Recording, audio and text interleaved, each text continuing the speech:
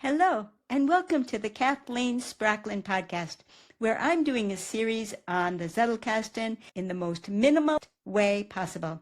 I'm trying to help people who have found themselves frustrated with getting their Zettelkastens off the ground so we can get rid of the big three factors that stop people from making progress on a Zettelkasten, and that is overwhelm, overload, and overthinking. Our goal will be to get everything down to the simplest possible steps. That's going to mean that I'm going to give you sometimes one choice for doing things where in reality many choices are possible. But I think that sometimes having all of those choices is what creates the difficulty for people. I'm here to tell you that the choices you make at the start do not have to be the choices that you continue with forever.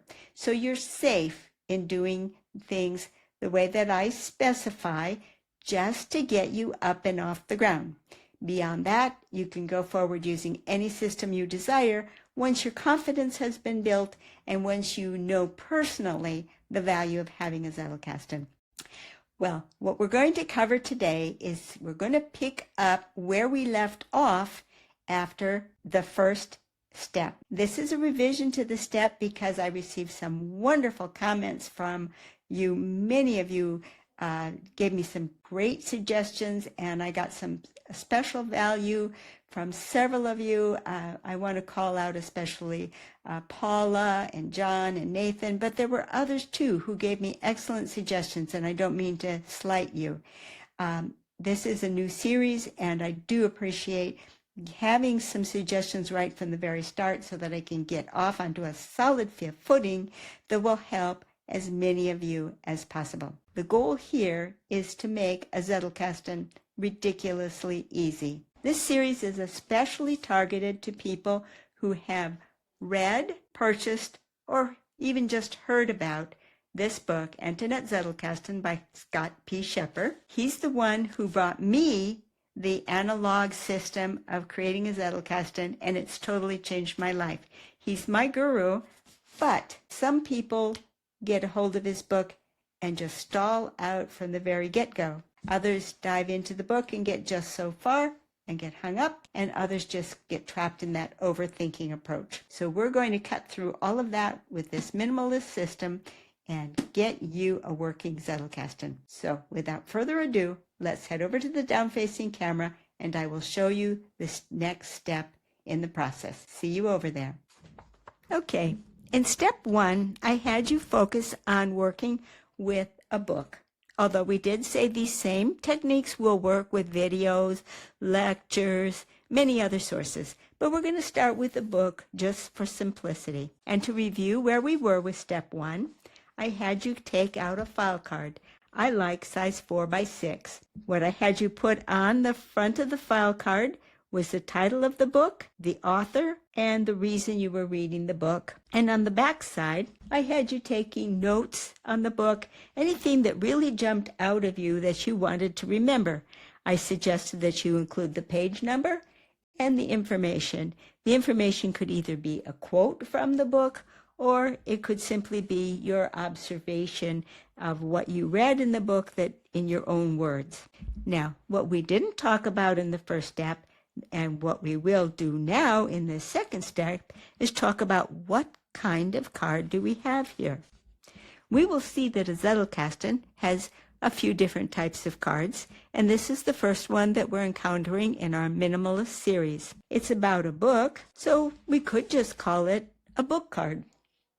Well, except that you'll use the same method for videos and lectures and other sources of material. So it's become much more common to think of it as being a bibliography card. It's the place where you get the information that you might include in a bibliography if you were writing something based on the information that you learned. So bibliography card kind of stuck, except that's a rather long word.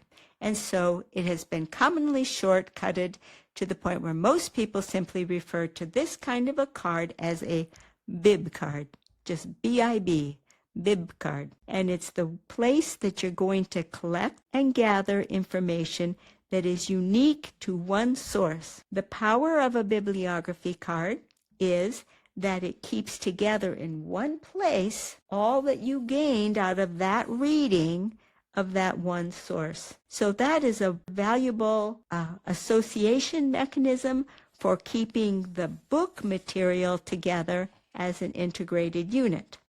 Now, what we're going to add today in this very simple step is the naming convention on the book. So watch now and see how I name my bib cards. As I like to identify the key words in the title. In this one, I've chosen gap and gain. I also have picked up on the first and last initials of the first author. Then, from these pieces, I construct my bib card name. You will see as we go forward that you will want to have a short name to describe your book, and this is no exception. So the method that I use to name my bib cards is as follows. I start with an R dot. The R dot tells me that this is a reference. This is a bib card. Then I follow it with the initials of the author, and then I put an underscore, and then I put the initials of the main words in the title. And that's how I name my bib cards. That's the primary thing that we're accomplishing here in step 2, is naming the bib card. The other thing I will do right now is notice that we have 2 of them. I went to a second page, so I'm going to put page numbers to keep them apart, and I'm going to put the card number on the second card as well. And that is what we are accomplishing in step 2 of our minimalist system. So I hope you will enjoy this series and that it will help you get your Zettelkasten off the ground if you have been putting it off all this time. I hope you will find that this system will help you avoid feeling overwhelmed, overloaded, or avoid overthinking, because those are the 3 things that can produce paralysis and keep you from getting a functioning Zettelkasten. Once you have a Zettelkasten up and it's working, you'll realize that it really wasn't difficult at all, but it just seems like a lot right at the beginning. So that's what we're trying to cut through by these simple instructions where I simply say, do this. Join me for the next step in the series, and we will talk about what we're going to do now that we have our bib card. See you next time. Bye-bye.